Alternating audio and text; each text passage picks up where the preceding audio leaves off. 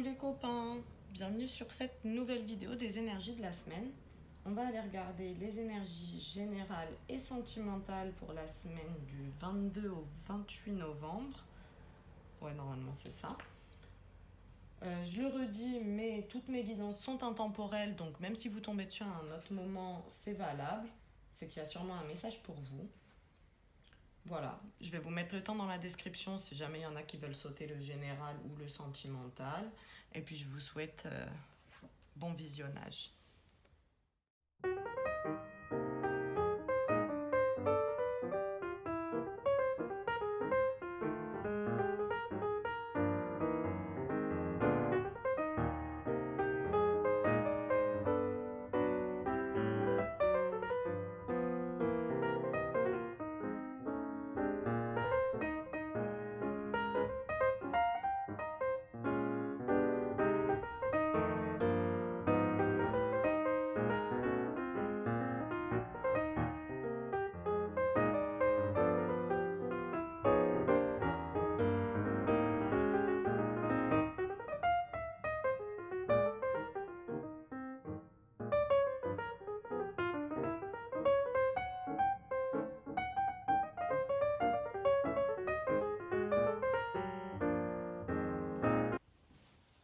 C'est parti pour les énergies générales. Bon, alors comme d'habitude, ici on a l'énergie principale, celle qui va traverser toute la semaine. Ici, les énergies et les prédictions pour la semaine, ce qu'on vous déconseille et ce qu'on vous conseille. Alors, l'énergie principale, c'est une énergie de construction. C'est une énergie où on bâtit sa vie.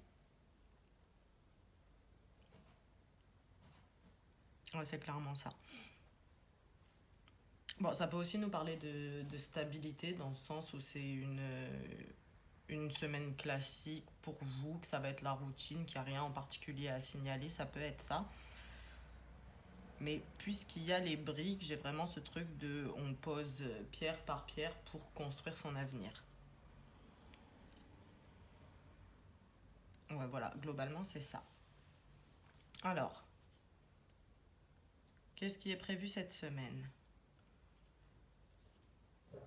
On nous dit qu'on est dans l'action par rapport à des projets, par rapport à plusieurs projets. Donc soit vous en aviez déjà un, là vous étiez dessus en train de travailler pour, et vous en ajoutez un autre cette semaine, voire plusieurs autres.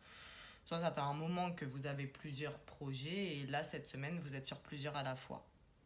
Mais vous agissez pour réaliser vos objectifs cette semaine.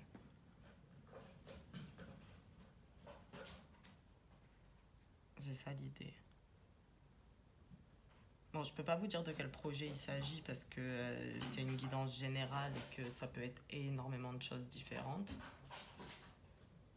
Mais vous posez des actions pour atteindre vos objectifs, ça c'est très bien. Ensuite, ici, on a le symbole des documents officiels et des signatures. Alors pour moi, ça n'a rien à voir avec recevoir un document officiel pour le coup, mais c'est vraiment l'idée de signer quelque chose.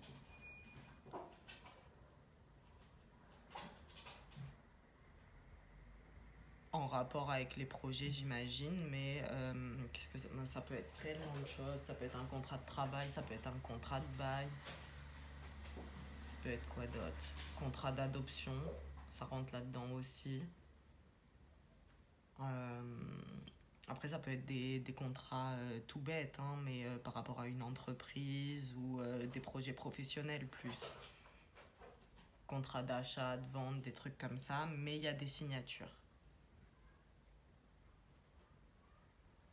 Potentiellement, ça nous parle d'officialiser un projet, c'est-à-dire que vous étiez sur un projet un petit peu secret, entre guillemets, dans le sens où vous faisiez vos trucs dans votre coin, vous en avez parlé à personne, et maintenant que le projet est suffisamment avancé, vous allez pouvoir verbaliser et parler à votre entourage ou vos collègues de travail, la famille, peu importe, vous allez dire voilà, ça fait quelques mois, quelques années, je suis sur tel projet, voilà où j'en suis.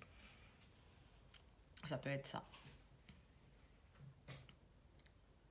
Alors, on nous dit aussi, Ça, là, c'est un téléphone. Vraiment simplifié.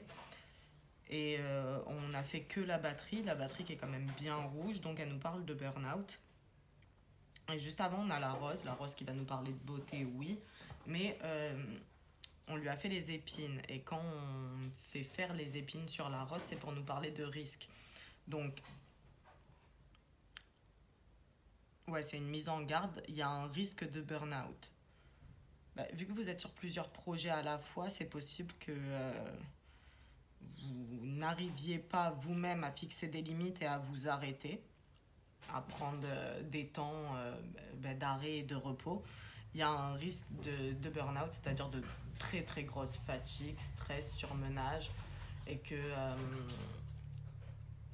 l'idée c'est qu'à terme, si vous ne posez pas les limites, la vie vous les imposera. Mais c'est un risque. En gros, ça va dépendre de est-ce que vous prenez en compte ce message et vous adaptez votre comportement, auquel cas il n'y a pas de burn-out, soit vous vous entêtez dans votre objectif de productivité, dans votre perfectionnisme, peu importe, vous adaptez et auquel cas vous risquez de finir dans un sale état. La santé, c'est important, les gars. Si vous n'avez pas ça, le reste, ça suivra pas. Donc faites attention à vous. C'est ça le message. Et on nous annonce des déplacements. Ça parle pas de communication, là. C'est vraiment des déplacements. Alors...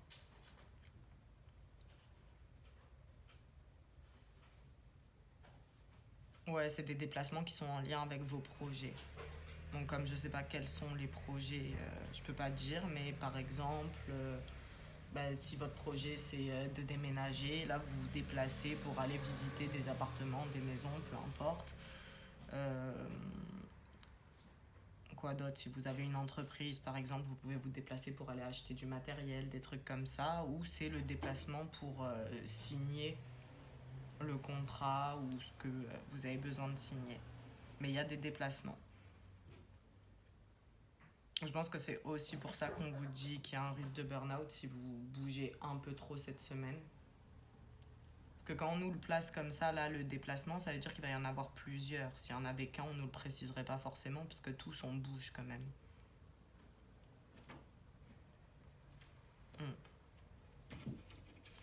Ouais, voilà, c'est tout. Alors ici, ce qu'on vous déconseille, ici, ce qu'on vous conseille, ça, à la base, c'est le symbole que je fais pour parler de se recentrer. C'est l'idée d'être concentré. Et là, on m'a fait plein de petits points autour, donc ça renvoie à la notion de dispersion. Et on vous dit attention à ça. Enfin, je trouve que c'est logique dans la mesure où on nous parle de personnes qui sont sur plusieurs projets à la fois. On nous dit, ok, c'est bien, tu peux en faire plusieurs dans ta semaine. Scar! Pardon, excusez-moi, il fait n'importe quoi encore. Viens ici. Dis, j'ai bientôt fini. Pardon, qu'est-ce que je disais? Oui, vu qu'on nous parle de personnes qui ont plusieurs projets à la fois, on vous dit c'est pas grave, vous pouvez effectivement dans votre semaine faire plusieurs choses, mais assurez-vous quand même de ne pas être dispersé, donc quand vous commencez quelque chose, finissez. Vous voyez, c'est pas j'entame un petit peu de tout et au final, il n'y a rien qui est fait jusqu'au bout. Donc on vous dit attention à ça.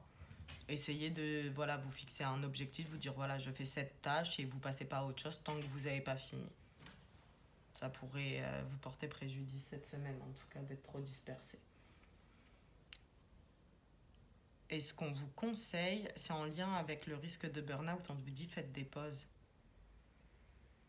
C'est bien de travailler, de vous consacrer à vos projets, mais il faut quand même prendre du temps pour soi, du temps pour se reposer, pour s'amuser, pour faire quelque chose de non productif.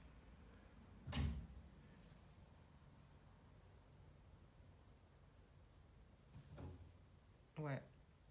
Je vais pas redire parce que ça rejoint vraiment le risque de burn-out, hein. C'est l'idée de faites attention à votre santé et imposez-vous des pauses. Vous pouvez le prévoir, vous savez, dans votre semaine. Faut faire des emplois du temps quand même relativement précis, mais vous dites voilà, je fais telle tâche, une fois que la tâche elle est finie, je fais une pause de temps de temps. Et pendant cette pause, vous pensez pas à vos projets, vous faites rien en rapport avec les projets. C'est ça l'idée. Voilà, c'est tout pour les énergies générales. On va passer au sentimental.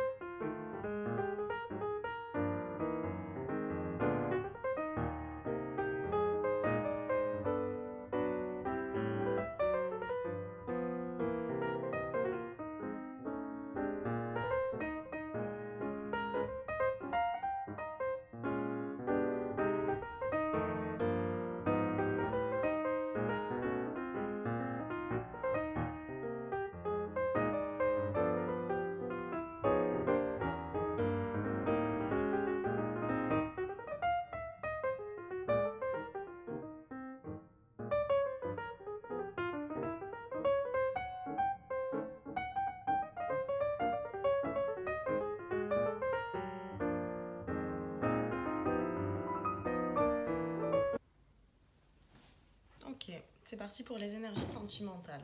Bon, l'énergie principale cette semaine, c'est la même que pour la guidance générale. Bah, je vais quand même redire parce que si jamais certains regardent que le sentimental. La maison, c'est un symbole de construction, surtout quand on me fait dessiner les briques comme ça. Donc c'est une semaine où on bâtit son avenir, mais en matière sentimentale. Donc on est en train de construire une relation. Alors,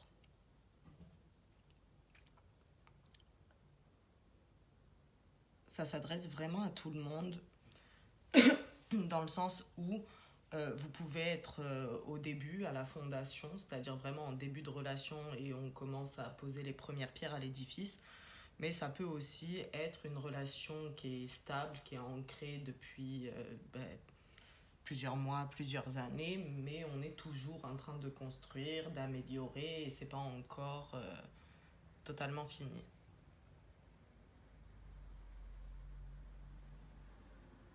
Ouais, c'est tout pour ça. Non? Non, non, pardon, c'est pas tout les gars. Alors, on me dit aussi que, et ça va pas parler à tout le monde, hein, mais pour certains, c'est juste que cette semaine, on est dans la stabilité au sein du foyer. C'est peut-être une stabilité retrouvée après une période un petit peu floue. Ou c'est juste la continuité de votre vie, quoi, mais on est bien, on est en famille, on est posé, il n'y a rien en particulier à dire. Ici, c'est les énergies et les prédictions de la semaine. Alors, la première case, elle nous parle d'une surprise qui fait plaisir. Une surprise qui fait vraiment plaisir. Alors, il y a deux cas de figure. Soit la surprise, elle est pour vous. Votre hôte va vous faire... je dis une surprise et pas un cadeau parce que la surprise peut être immatérielle. Hein. Ça peut être un compliment, c'est pas forcément... c'est pas forcément du matériel. Comme ça peut être aussi quelque chose que vous rêviez d'entendre depuis un moment et qu'on vous dit enfin. Le deuxième cas de figure, c'est que potentiellement parmi vous, il y en a qui envisagent de faire une surprise à votre partenaire, mais vous hésitez parce que vous n'êtes pas sûr que ça va plaire à l'autre. Et là, on vous dit non, non, franchement, très bien ton idée, vas-y, ça va lui plaire. C'est ça l'idée. Alors, ensuite, ici, j'ai le symbole des documents officiels, donc ça va nous parler d'officialisation. Alors, l'officialisation, c'est vis-à-vis de l'extérieur. Sinon, on nous parle d'engagement quand c'est au sein même de la relation. Ça peut être littéralement des signatures de contrats, hein, Pax, contrat de mariage, des trucs comme ça. Ça peut être des fiançailles, mais pas la demande. Vous voyez, on organise une fête pour montrer à la famille, aux amis, ça y est, on a passé un cap dans notre relation. Ça peut aussi, sans parler de signature comment dire, de choses vraiment très très officielles, juste aller l'annoncer. Par exemple, ça faisait quelques mois que vous fréquentiez quelqu'un, vous saviez pas trop où est-ce que vous alliez aller. Là, vous avez décidé de vous mettre en couple, vous allez voir vos amis et vous dites c'est bon, ça y est, je suis en couple.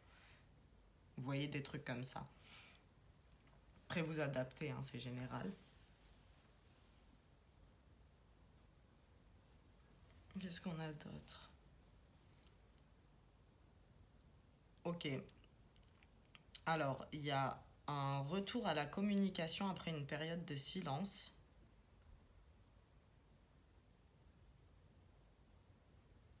Alors, on me dit que le silence, il fait pas forcément suite à une dispute. Ça peut être juste prise de distance, parce que voilà, vous vous envoyez quelques messages de temps en temps, et puis il y a eu un moment où la communication s'est arrêtée, et là, cette semaine, ça reprend. Alors, on nous parle de retour de communication et pas de retour d'une personne. Ce qui veut dire que vous pouvez être la personne à l'initiative du message, de l'appel ou peu importe, hein. C'est pas forcément l'autre qui va briser le silence. C'est ça qu'on veut dire.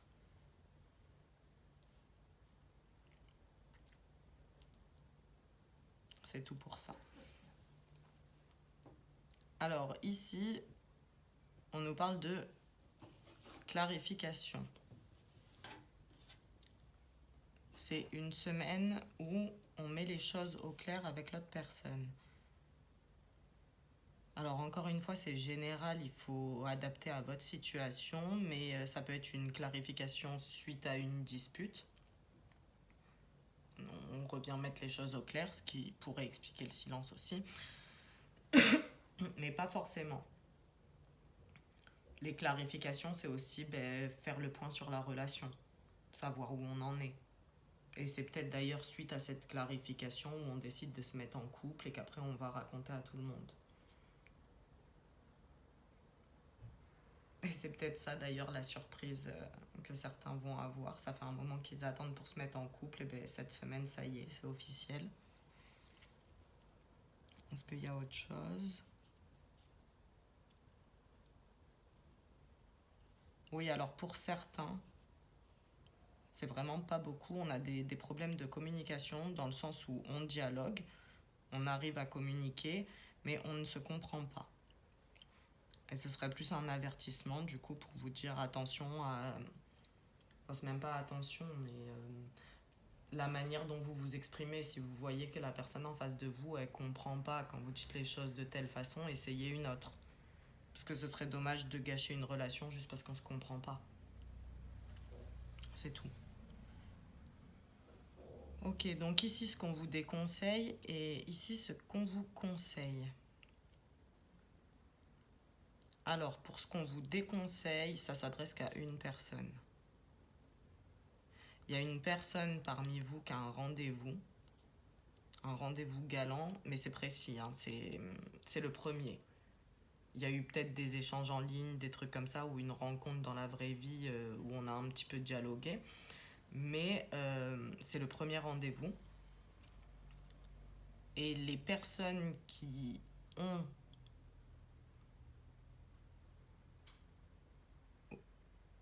Ouais, c'est possible que le rendez-vous ne soit pas encore défini, mais que ça se fasse là, vraiment très rapidement.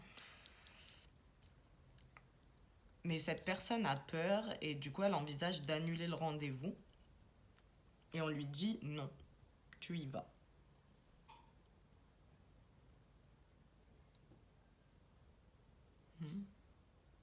Ouais, alors c'est quelqu'un qui a demandé expressément à l'univers, à ce qu'on lui envoie quelqu'un, qui était seul depuis un moment, qu'en avait marre.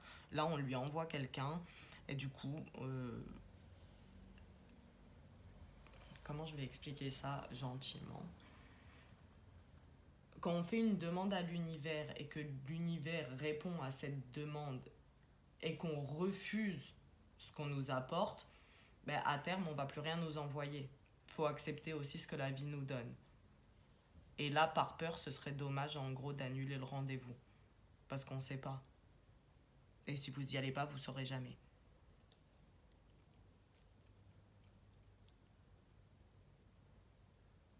Hmm. Ouais. Non, c'est vraiment que ça. C'est la personne qui a un rendez-vous prévu et qui est en train de réfléchir à l'annuler. Surtout, ne l'annule pas. C'est tout.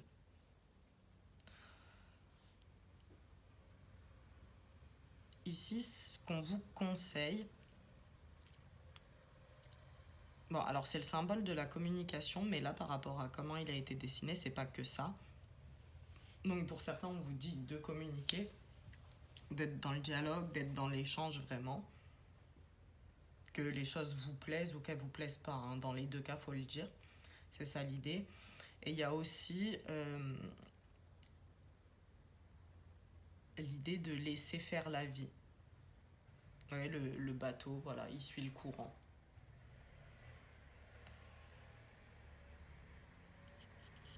La coque est jaune. Le jaune renvoie à la confiance. Donc c'est vraiment ça, c'est faites confiance à la vie.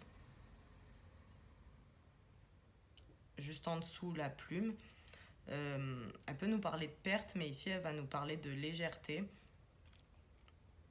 C'est une invitation à la légèreté, donc ça s'adresse à des personnes qui se prennent vraiment trop la tête.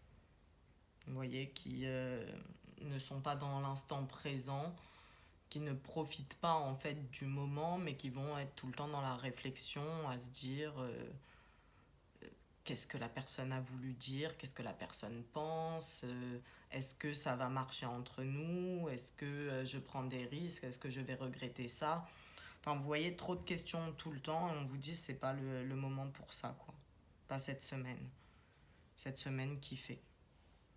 Parce qu'en plus, globalement, les énergies, elles sont bonnes, hein. On n'a pas toujours eu des énergies sentimentales comme ça, hein.